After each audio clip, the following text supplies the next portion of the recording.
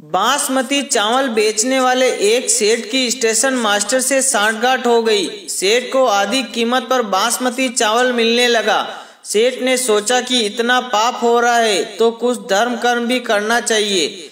एक दिन उसने बासमती चावल की खीर बनवाई और किसी साधु बाबा को आमंत्रित कर भोजन प्रसाद लेने के लिए प्रार्थना की। साधु बाबा ने बासमती चावल की खीर खाई। दोपहर का समय था। सेठ ने कहा, महाराज अभी आराम कीजिए, थोड़ी धूप कम हो जाए फिर पधारिएगा। साधु बाबा ने बात स्वीकार कर ली। सेठ ने 100 रुपए वाली 10 लाख जितनी रकम की घड़ियां उसी कमरे में चद्दर से ढक कर रखी थी। साधु बाबा आराम करने लगे।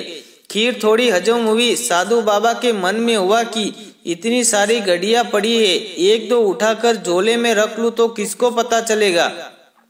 साधु बाबा ने एक गड्डी उठाकर रख ली। शाम हुई तो सेठ को आशीर्वाद देकर चल पड़े। सेठ दूसरे दिन रुपए गिनने बैठा तो एक गड्डी 10,000 रुपए वाली कम निकली।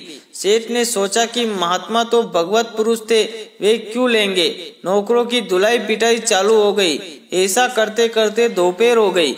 इतने में साधु बाबा आ पहुँचे। अपने झोले में से गड्डी निकालकर सेठ को देते हुए बोले, नौकरों को मत पीटना, गड्डी मैं लेकर गया था। सेठ ने कहा, महाराज आप क्यों लेंगे। जब यहाँ नौकरों से पूछताछ हुई तब कोई भय के मारे आपको दे गया होगा और आप नौकर को बचाने के उद्देश्य से ही वापस करने आए हैं, क्योंकि साधु तो दयालु होते हैं। साधु, ये दयालुता नहीं है, मैं सचमुच तुम्हारी गड्डी चुरा कर ले गया था। साधु ने कहा, सेठ तुम सच बताओ कि तुम कल खीर किसकी और किस लिए बनाई थी। सेठ ने सारी बात बता दी कि स्टेशन मास्टर से चोरी के चावल खरीदता हूँ, उसी चावल की खीर थी। साधु बाबा, चोरी के चावल की खीर थी, इसलिए उसने मेरे मन में भी चोरी का भाव उत्पन्न कर दिया।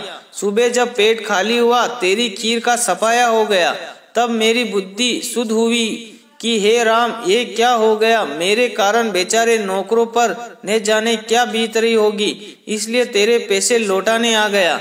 इसलिए कहते हैं कि जैसा खाओ अन्न वैसा होवे मन, जैसा पियो पानी वैसी होवे वाणी, जैसी शुद्धि वैसी बुद्धि, जैसे विचार वैसा संसार।